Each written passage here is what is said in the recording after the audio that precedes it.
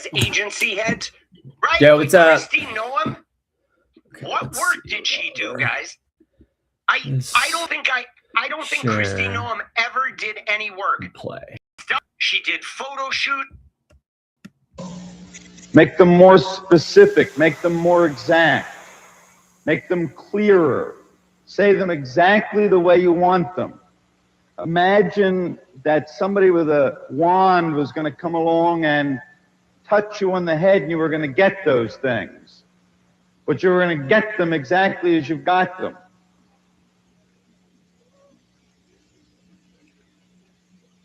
Make them clear and accurate and specific. You see, a part of the game that the mind plays to create dissatisfaction is that it won't be specific. The mind works in generalities. In order to beat it at its own game, you must be willing to get things clear, to make things specific, to pin them down.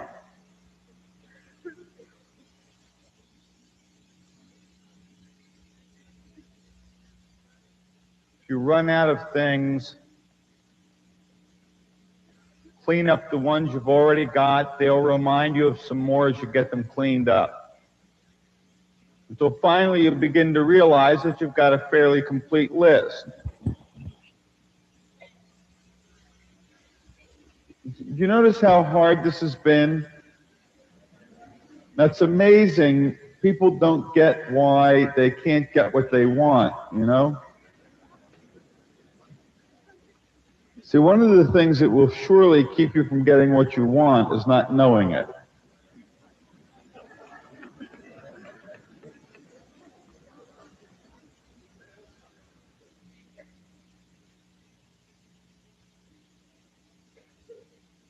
Got about a half a minute to go.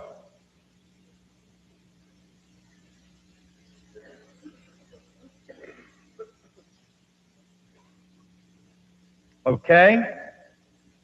Please finish that by finishing off the number that you're on. When you're finished with the number you're on, don't go any further.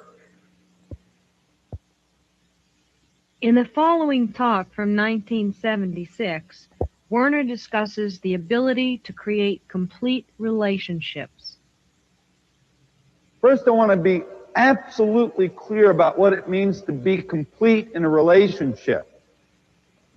In the dictionary, the definition of completing, the exact definition of completing, as a matter of fact, is to make whole, full, or perfect. Complete implies the inclusion of all that is required for the integrity, perfection, or fulfillment of something. When something is complete, it is experienced exactly as it is. That is to say, it is experienced as it is without being obscured by the way it should be. So when something's complete, the should-bes and the ought-to-bes and the way you want it to be, or your concepts about it, or your ideals about it, or the agreed-on ideals about this thing that you're complete with, or the comparison with other things or people, what you really work towards to put together or have.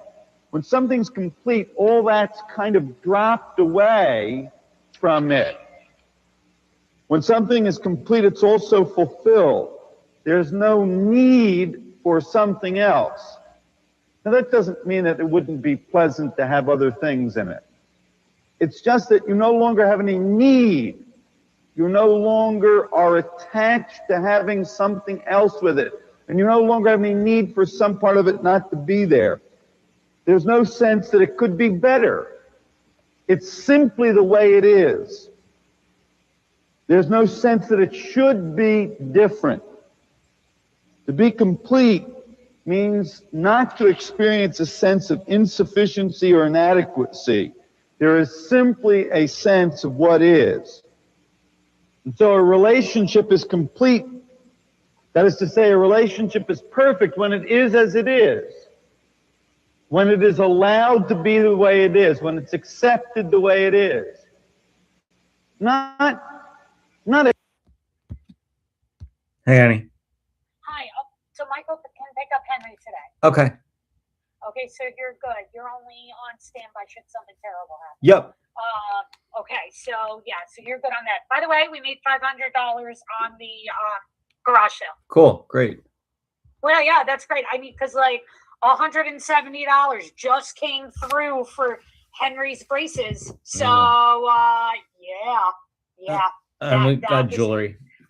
incredibly helpful. Yeah. You know what I mean? Yeah. So it's like, great, we'll take it. So yeah, also like in 2 weeks, well, actually now, after 1 week, not only can I help you with like scripts and stuff like that, I can also help you post shit on eBay. Okay, sure. Great. Do you know what I mean? Yeah. So yeah, so that can be done. Okay, man? Okay. All right. So, that's it. All right. I'll talk to you later at some point. All right. Okay? Love you. Accepted in terms of becoming the victim of it, or the effect of it, or having it thrust upon you, but really accepting it, opening yourself up to it, creating the space for it to be the way it is. Okay, I have a question. I'm stuck, and I don't know what to do to get unstuck. I'm very clear that I'm acting out my parents' marriage and relationship. My mother found things in my father that she didn't like, and for 40 years she punished him. She's still punishing him for it. And I'm doing the same thing now. And I see it, and I don't know what to do to not do it. And my past experience tells me that I'm supposed to do nothing. And what I come up with is that I don't know how to do nothing. Well, I'll tell you how to do nothing when you're punishing somebody, when you're finding things in people that you can punish them for. What you should do is to find things in people that you can punish them for. Now, what that means, Andrea, is that you've got to give up trying to get rid of that. See, if you're an alcoholic, one of the things which is true about you is that you're an alcoholic. And when you finally get that you are an alcoholic and have accepted that, you have some chance, small chance, but some small chance of being able to behave like people who are not alcoholics, but you never stop being an alcoholic. See, the day an alcoholic stops being an alcoholic, he or she goes back to drinking. So the same thing is true with people who find fault with others so that they can... Be right. Well, so they can be whatever, yes. What you need to be willing to do is to get that, that's how you are. And people with one arm get along in life, and people without eyes get along in life, and people who can't hear get along in life, and they seem to have as much fun and get as much out of life as the rest of us. So I would imagine that people who find fault with other people in order to make them wrong get along in life too if they want to. Thank you. Yes, thank you. Very nice, thank you.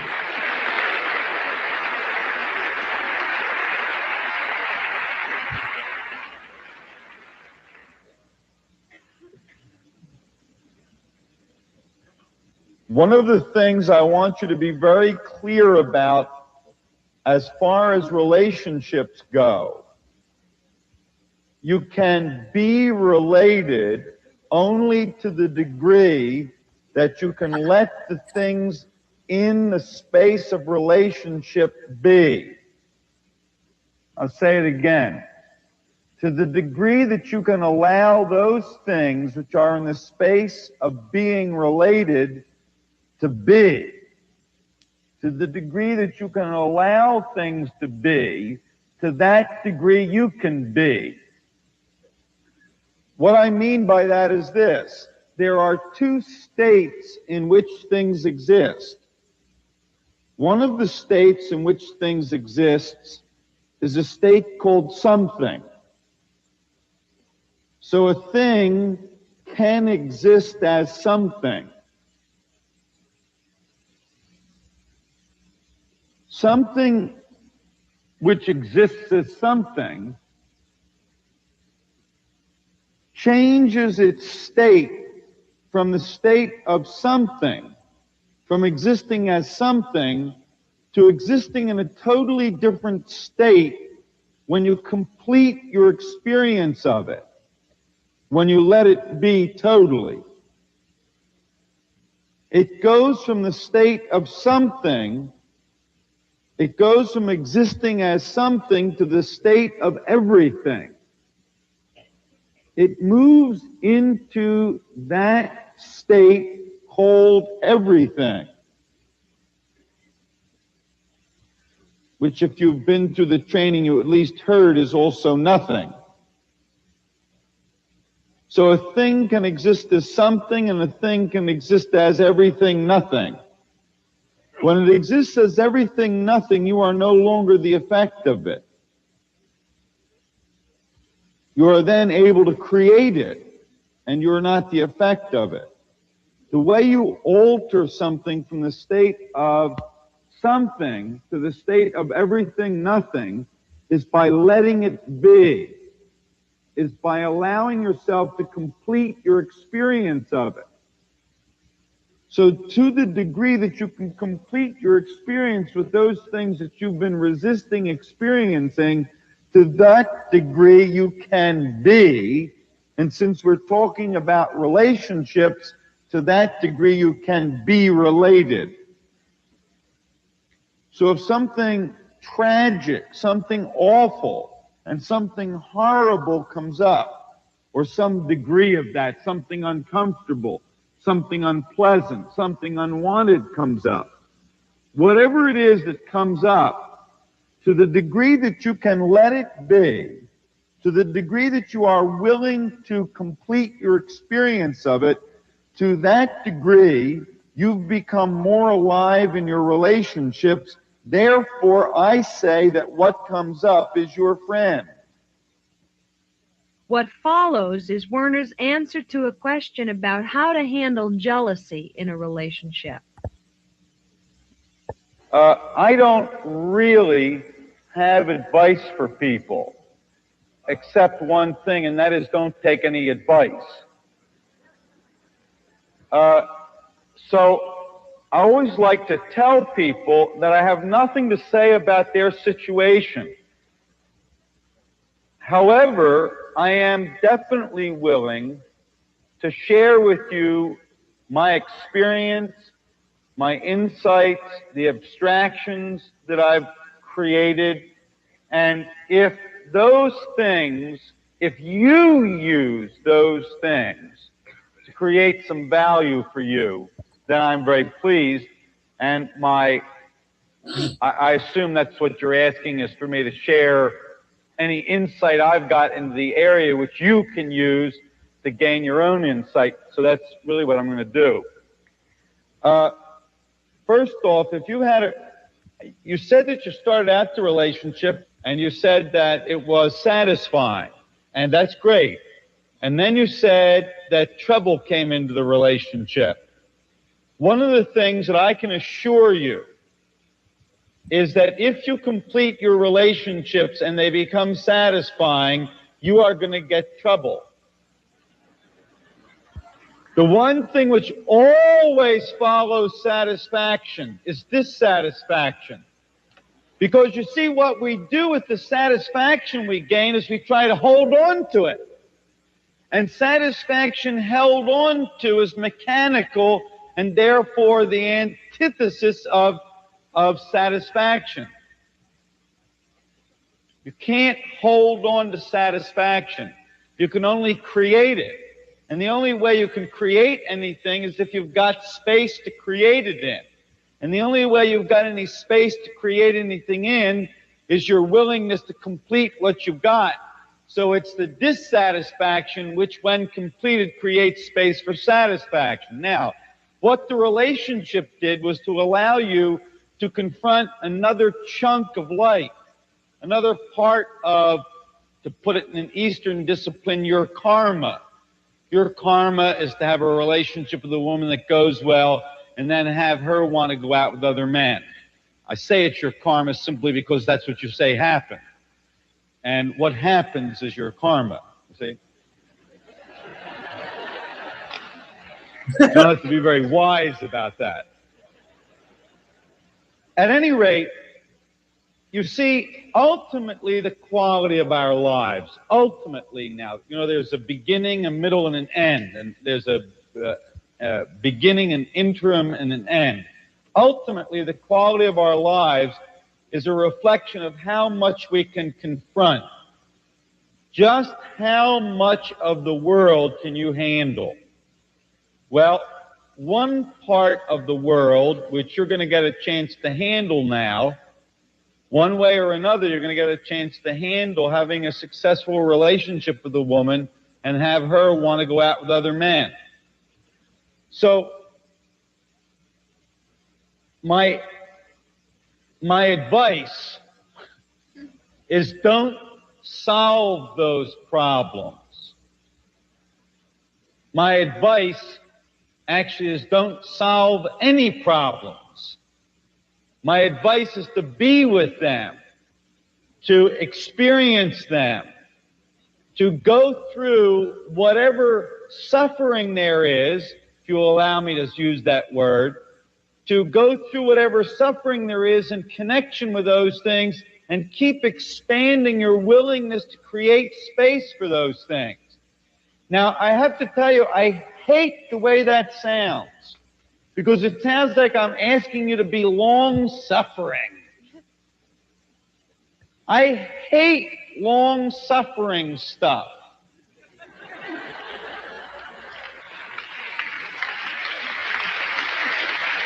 I'm for short-suffering.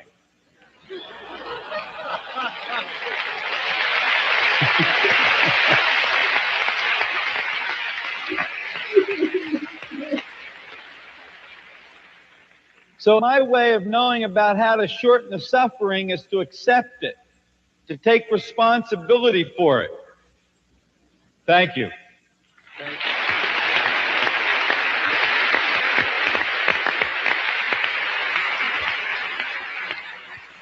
Yes. What I wanted to ask is, seems my main fear is a fear of rejection, especially in an intimate relationship. And I just wonder how to go about overcoming it or making it disappear. Yeah, that's great. The first thing that you do to handle it is to be able to be aware of it. And if you can stand up in front of 6,000 people and communicate it, you are definitely on the way to dumping your fear of rejection.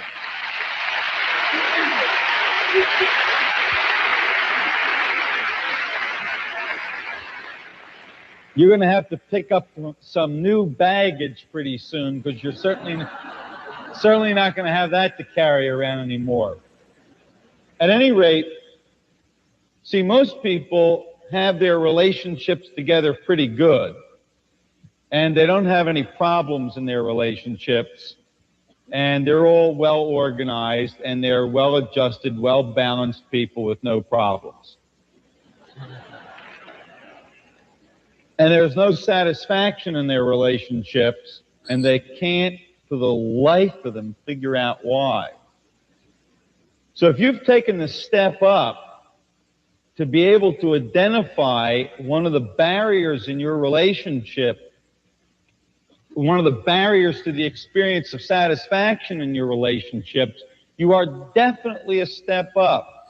And that's why I say that the first step in handling barriers to completing relationships is to be aware of the barriers.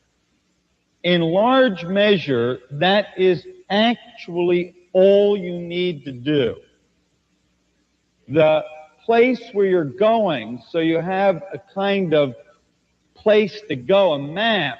The ground you need to cover is the ground between recognizing that you've got the barrier, and that's really success already.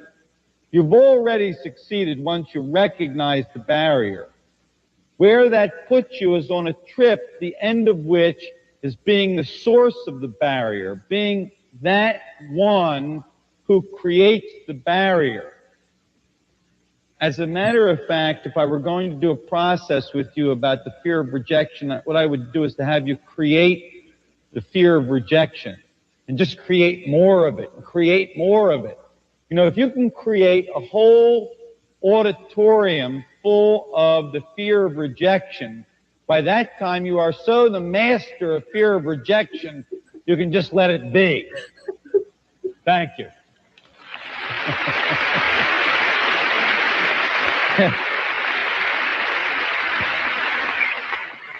Hello. Werner, hi. Hi, Susan. I'm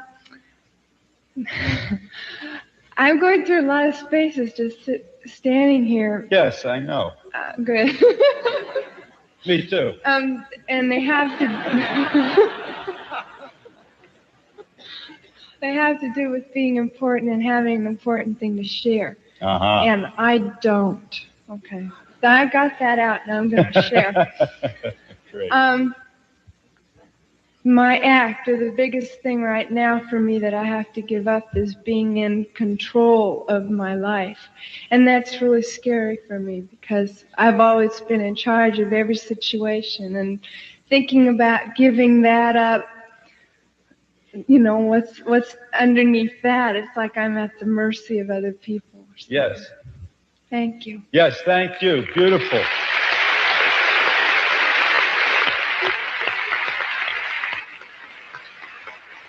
Yeah, I'm really glad that Susan brought that up because that's really important. You and I, we created everybody else.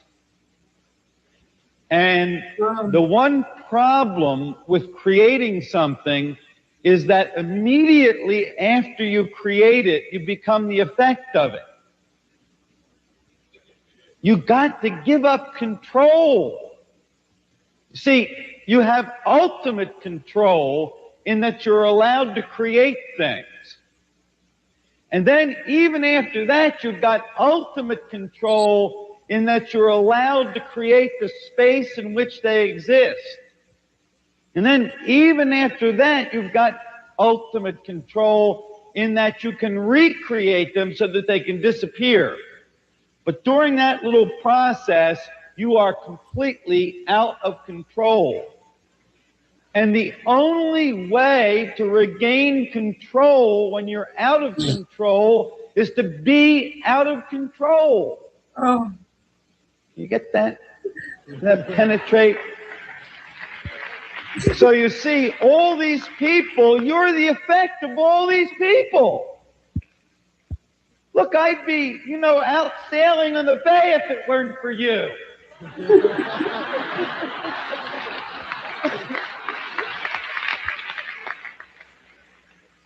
Of course, also, if it weren't for you, I wouldn't exist, you see. So it has its balancing aspects. I'm really glad Susan brought it up. To be very straight about it for a moment, one really must learn to be in total control out of control. And if you've done any, if you've learned to ski, if you can ski, it may be different. I don't know about being able to ski because I can't ski, but I've learned to ski 3 or 4 times. I learned to hang glide. I had one hang gliding experience. It was a 1-second flight to a crash on the side of the mountain in Aspen. So I know a lot about being out of control, you see. And one of the things I know from my experiences of being out of control, and I've been told by other people who are really experts at various sport forms, is that you really need to let go. You really need to be willing to let it happen, you know, to take its course. And in that moment of letting go, as you let go, suddenly you gain true control, not force, not dominance, not the ability to push it around or shove it or form it or reform it or all those other words, but the ability to truly control it.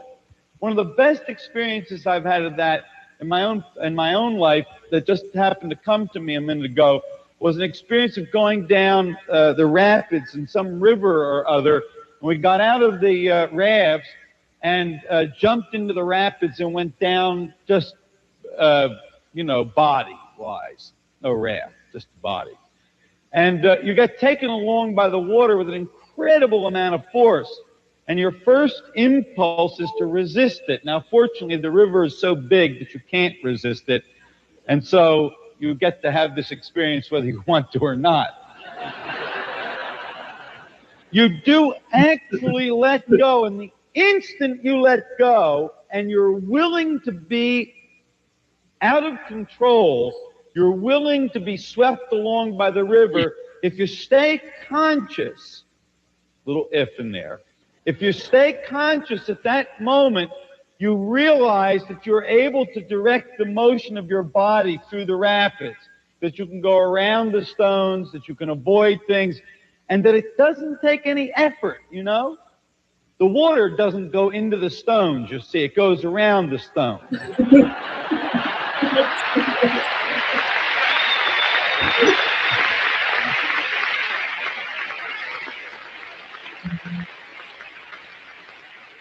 The people who resisted, they got inserted into stones. Susan, thank you very much for that. That was really great. I want to recommend to you that you let it hang out in your relationships. Please. Hi, Werner. Hi. Well, the situation I find myself in is I'm in a sexual relationship with a person, and lately I've been having really good relationships with other people and not getting, well, going through stuff, but I can handle it kind of. Great. When I'm with this person, all my stuff comes up extra strong, and like I really get obsessed with all my patterns, and I just feel, you know, real involved in all this stuff, and I don't even want to be around him because it comes up so much, although I do want to be around him. And that's basically it. Yes, sex is a great involvement. It may be that the only cure for that involvement is old age.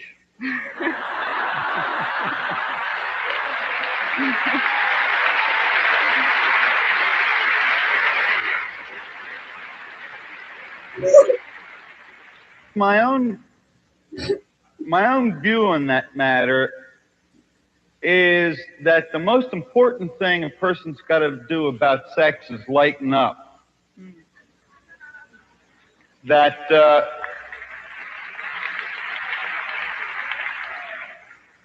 you know, it is. It's really incredibly survival oriented, and that isn't very difficult to understand. I mean, it's the way we procreate and the way we keep the species going and the way we keep the race going and the way we keep the, you know, the human race going. And the other one too, yes. The rat race. At any rate, I think the most important thing a person can, you see, what happens is the whole thing becomes so clouded and so enmeshed and entangled that there isn't any way to get any clarity on it. So even if somebody says something that makes any sense, or even if you get a little peek through the clouds and you get a moment of clarity, it isn't really very useful. It doesn't do much. So my own view about the whole business about sex is that we ought to lighten up about it. We ought to reduce it in significance. We ought to allow ourselves the space to be crazy about sex, because we are.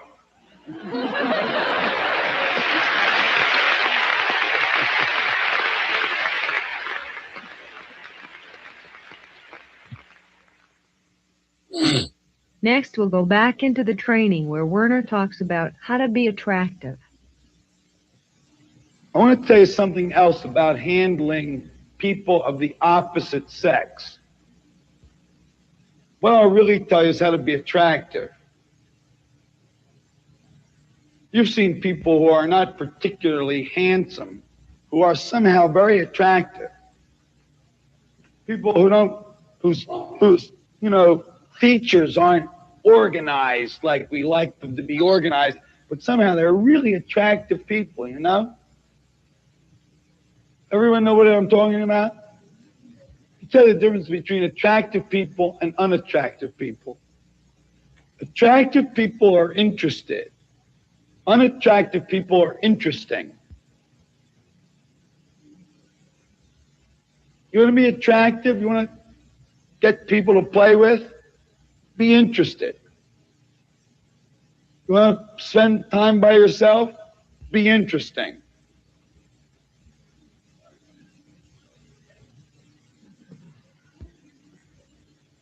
Takes all the mystery out of it, you notice? I mean, all that stuff you're doing to get dressed up so that they'll really like it the way they see it, they can't even see you. They're too worried about what they look like. They got all their attention on what they look like. How are they going to see you? I'll tell you what, if you walk in and say, oh, that's interesting what you're wearing. Oh, noticed. How about that? That makes you interesting, that you're interested.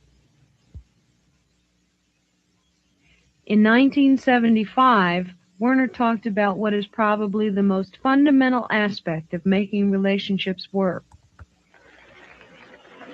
Okay, we're now ready to move into, as you can see, I actually have been moving into the part of a relationship which is creative. And the crux of the creative aspect of a relationship is very, very simple.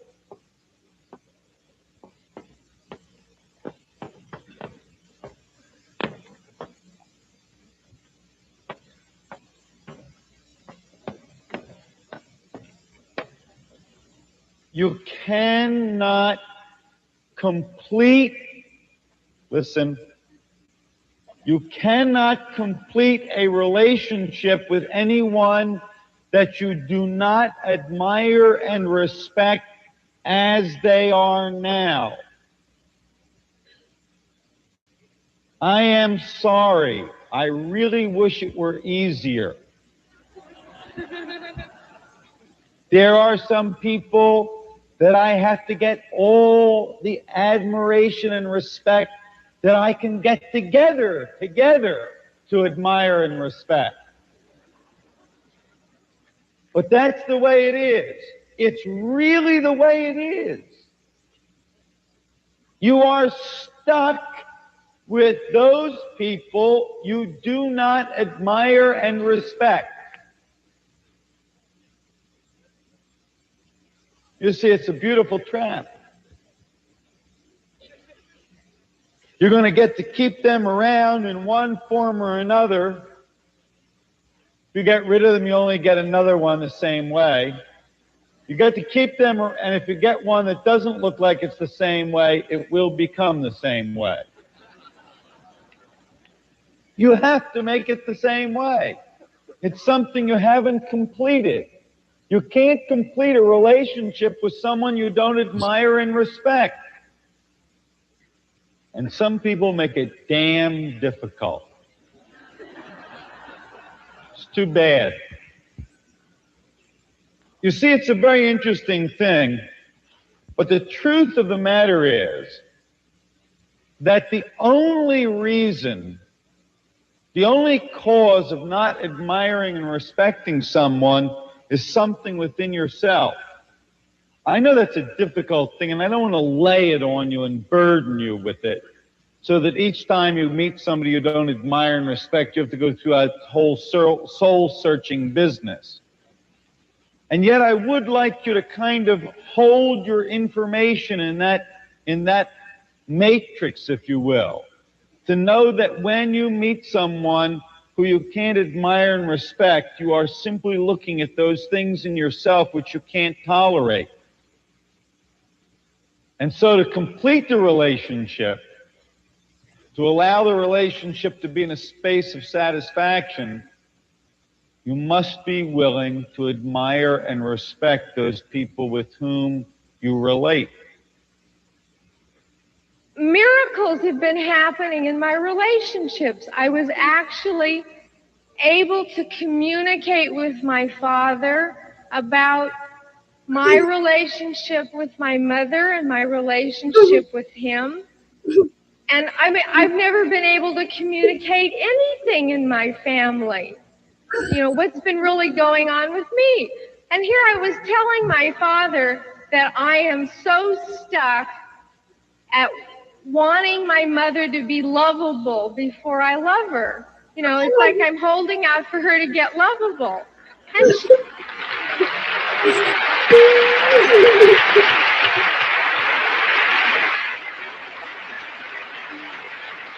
And I mean, I really get that she's not going to change, and I have the choice of whether to love her and to get satisfaction out of that relationship, or to be stuck on it and not love her. So I feel like I'm at the crossroad. I can choose whether to get off it and love her exactly the way she is, or not love her. And I'm willing to get off it.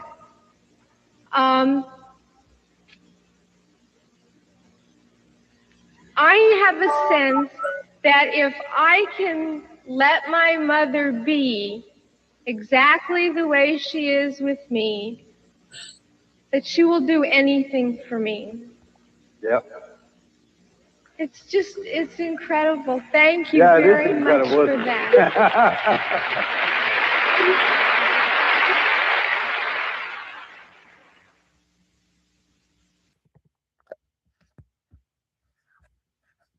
Really, it's something you've got to take a look at here on for yourself.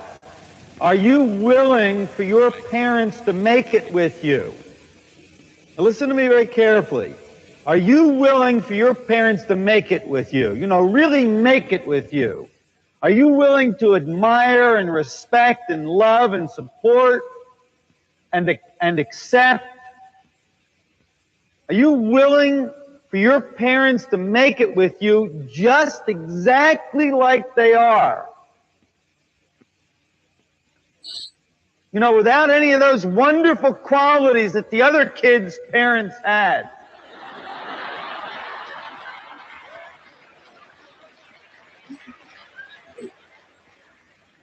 And are you willing for your parents to make it with you? Again, remember what make it with you means. I don't mean you've got to force yourself to accept your parents. You can't do it anyhow. Man, you hear the words willing. It's like, would it be all right with you to wake up tomorrow morning and find out that your parents were totally acceptable to you, that you admired them and respected them and loved them, that you felt affinity for them, that you enjoyed them, and they still had all those qualities that embarrassed you when you were a child?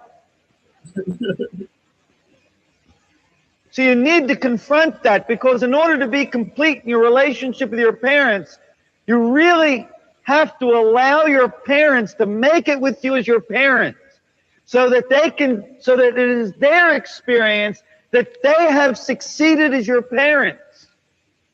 You have to create for them the space in which they can experience that they have made it as your parents, that they've succeeded, that they've made it, you know? At least in their role as parents, they've won, they've succeeded. They've handled that. Now you've got, see, what you need to take a look at is, are you willing for your parents to make it with you just exactly like they are, without the addition of any of those other qualities or things that you thought they ought to have, and without the subtraction of any of those qualities or things you think they shouldn't have? That be okay? Would it be all right with you to have that experience? Are you willing to experience your parents as being all right with you? That's really at the heart of things. That was a beautiful opportunity. Thank you very much for that.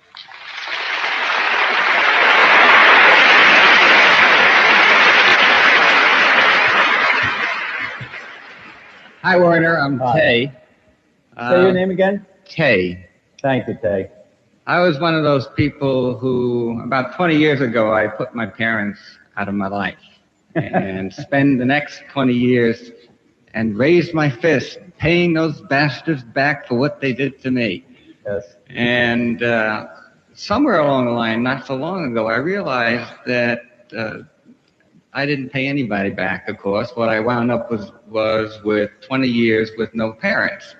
And during the process...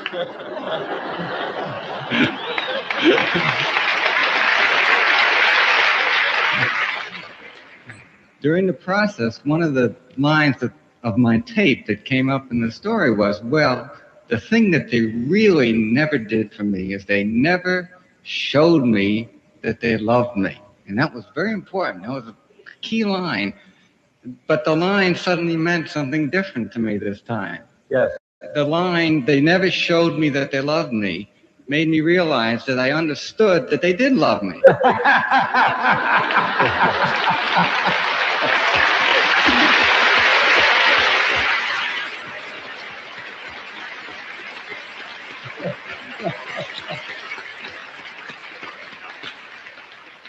I wanted to tell you a little story which you were sharing kind of reminded me of. I spoke, I guess, about 3-4 days ago at the Parent Effectiveness Training, the PET Trainers Convention, which was held in Amherst up in Massachusetts.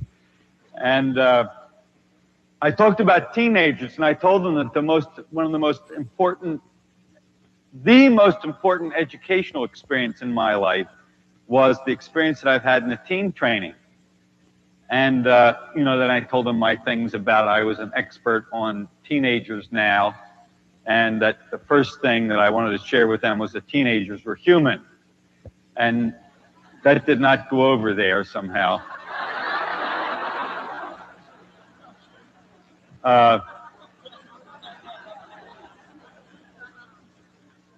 But I told them that what we found out in the teen training, what I found out in the teen training, is that the most important, absolutely the most important thing in an adolescent's life, absolutely the most important thing, is not going to the dance, not the romance, not the first romance, not school. None of that stuff is really important. At least none of that stuff is fundamentally important. That what was fundamentally important to a teenager was that they loved their parents absolutely. And the problem with being a teenager is the inability to express this, the inability to manifest it and communicate it and allow it and let it be there. And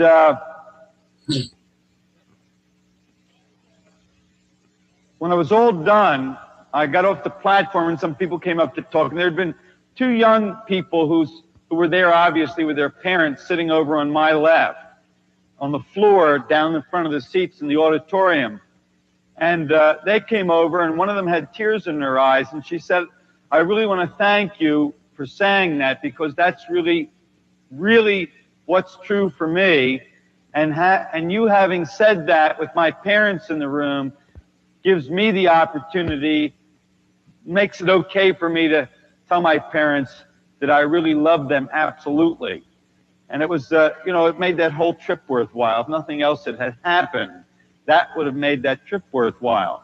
And I am so clear that what our lives are about when we don't get to express that, when we don't get, you know, when a teenager doesn't get to express that, what it does is begin to twist the teenager, you know, and it's interesting. You can see them getting twisted, gnarled, and turned around, and you can watch them starting to put the film of peanut butter over all that gnarling so it looks good, you know, so that they can be adults and suppress all that twisting and turning and all those convolutions that the inability to express their absolute love for their parents puts them through. So if you've gotten that today, if you've gotten in touch with your love for your parents, you really may be growing up today. I want to tell you that I grew up when I was 35 or 36, somewhere in there, where I really got that I loved my parents absolutely, that they were totally all right with me, exactly the way they were, that I was willing to support them in being the way they were, and they didn't have to be that way. They could be some other way, and I would support that.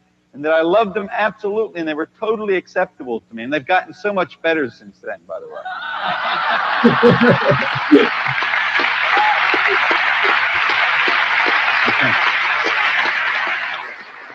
Yes. Thank you, Werner. I'm Hi. Hi. Actually, most of my questions will probably be answered during the day. I have some relationships that have ended through death. Some close friends, my father, you know, so forth. And I'm just wondering now, how in the world do you clean up a relationship with somebody that's already passed away? I mean, you know, and maybe you don't have an answer right off, but, you know, anything that you can say would help.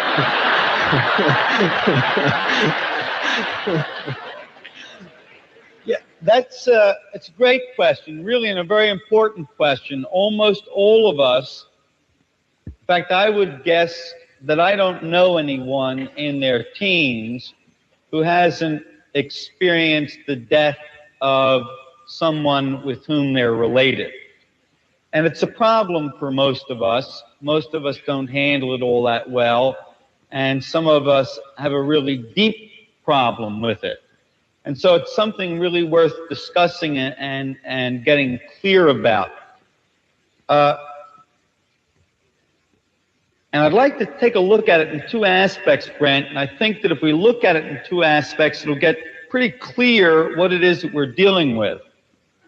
And the two aspects are this, that when a person dies, what they leave behind is what you and I haven't experienced.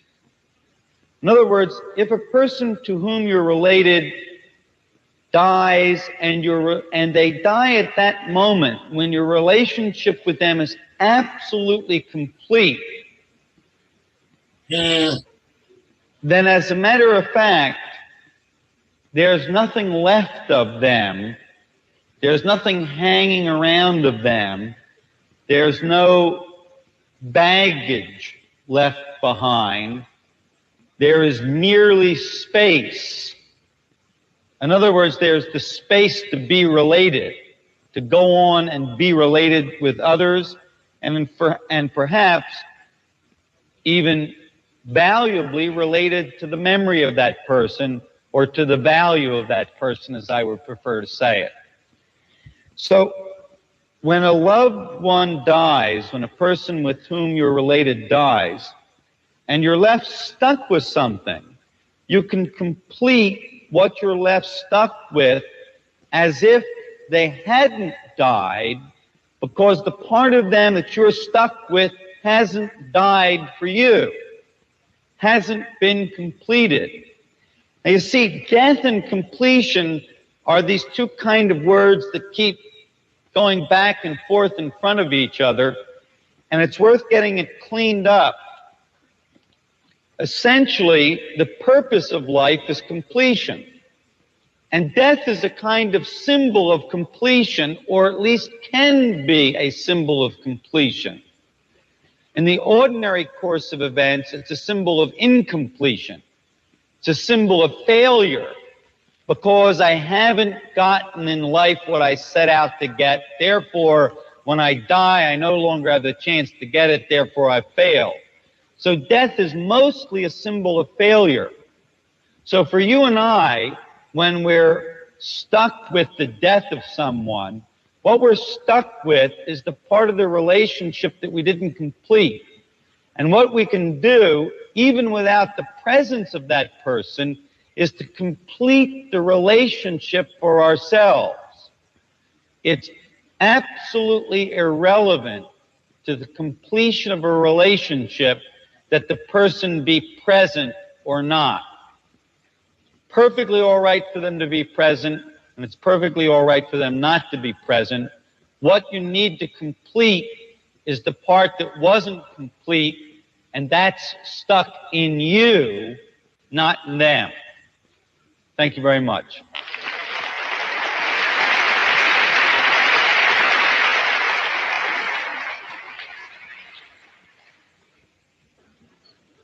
This business about the past and the future and now, we need to get really cleared up, particularly the business about the past. And the most important thing I want to direct your attention to is the business of forgiveness, of forgiving.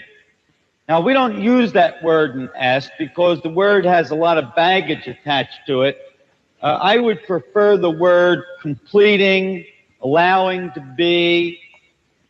And the problem with forgiving is that people don't understand it very well. They think that if somebody does something wrong and you forgive them, that it's kind of like you say, well, it was all right for you to do it that time, but don't dare ever do it again. And that isn't the way life works. If somebody does it, you can bet they're going to do it again. Now, they'll fool you every once in a while. Once in a blue moon, they won't do it again. But I'll tell you, that's very rare that they don't do it again. You too.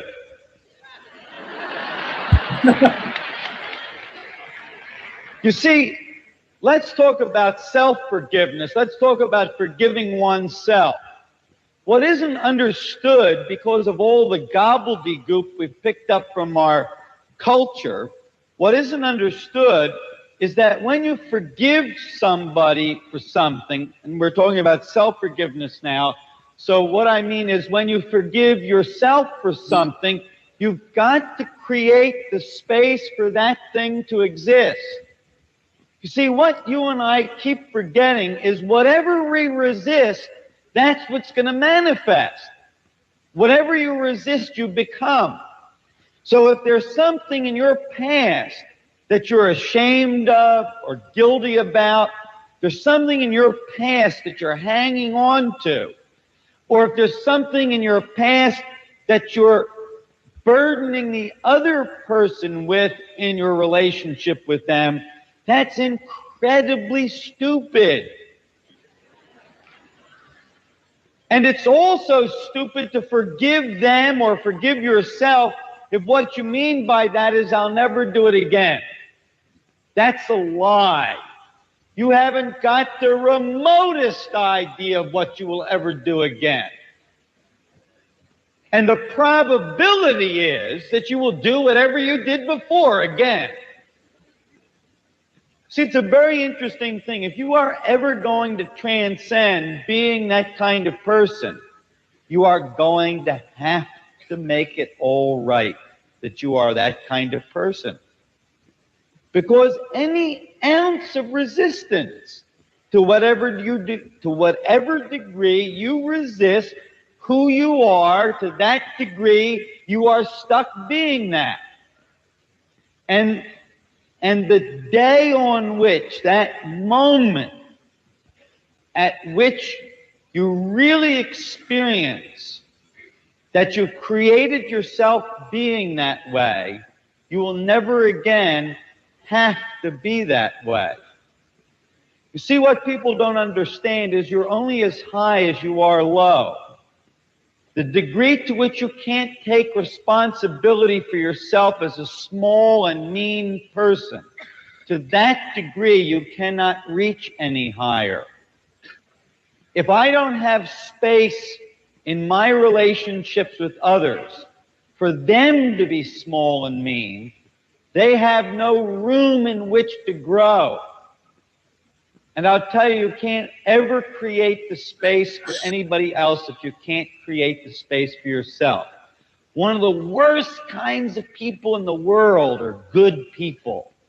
They're almost the worst kind of people because they themselves have put on this act of being good people, which gives them the right not to give people the space to be bad people. And if you can't be bad, you can't really be good.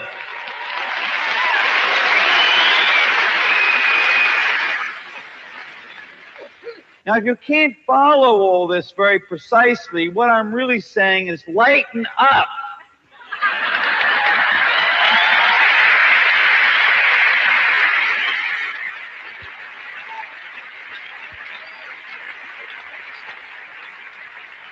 Don't bring all that seriousness about your relationships in here.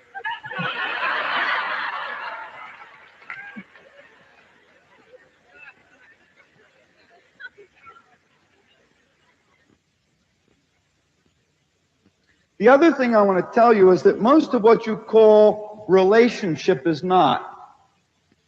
And you know, it's an interesting thing. Most of the things that I found out that I have that are worth contributing are where I found out that we're calling something one thing when it isn't. See, people can't communicate because what they call communication isn't.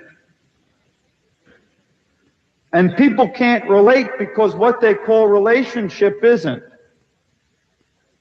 99% of what you want in your association or connection with another person is not relationship.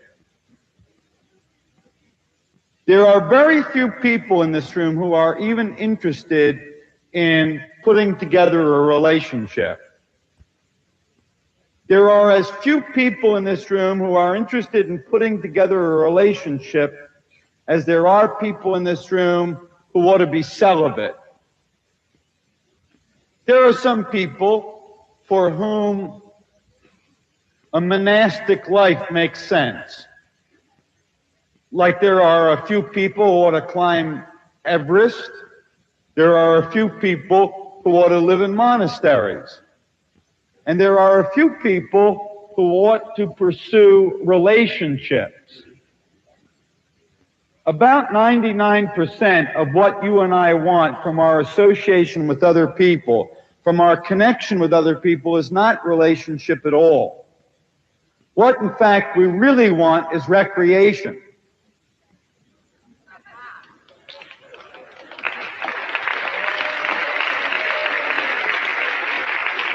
You see, if you could get that, your life would work. Especially your relationship life would work. Because if you were willing to create recreation with the person that you're associated with, if you were willing to take the significance and the heaviness out of it that doesn't belong there in the first place, it would be damn cut and dry. And I'll tell you, that legitimizes what goes on so fast it makes your head shake. And I'll tell you what, out of a tremendous association for recreation can come the magic of a relationship. And without that recreation, you got a hope in hell of having a relationship.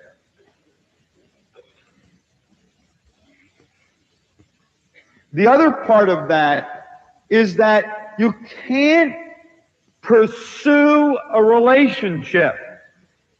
Why? Because you cannot pursue what is. You are already related.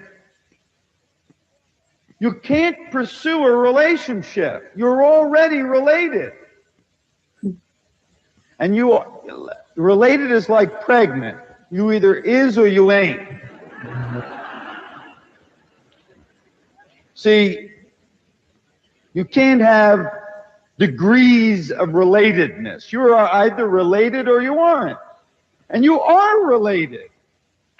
You already are. You know, there's nothing you can do about it. But I'd like to be clear with you that if you're, look, this business is about creating relationships. You don't have to create a relationship. You already got one. That's all there is relating. What you need to create is some recreation. You know, you got to work on recreation. Now, some people will want to play a game called relationship, and that's beautiful if you do. But be damn clear what you're letting yourself in for.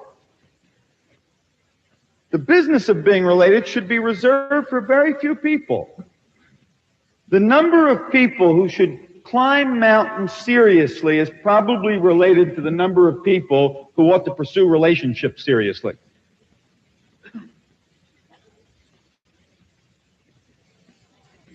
You shouldn't even get involved if you aren't willing to play all out. Very bad to get up on the side of a mountain and quit.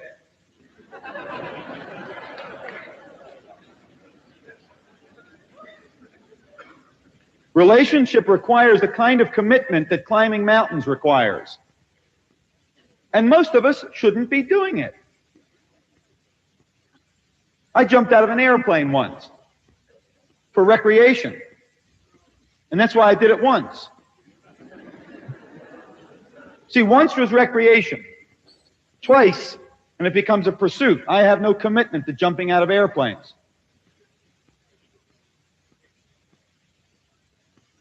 So, you hang around coming out of the fact that you are related, have some good recreation, and you're liable to fall out once. You know, you're liable to fall into a relationship. It could happen. Probably stun you if it did. You know, you might never get over it.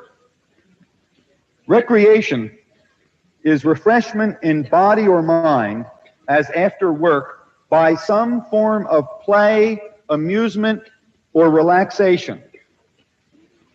Recreation is refreshment in body or mind as after work.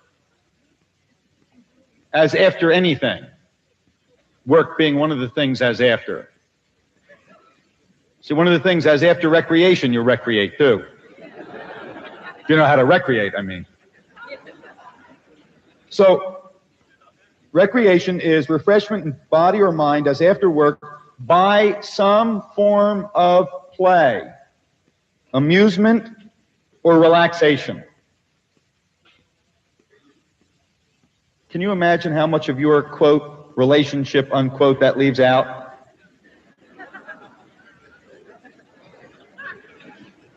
Tragic.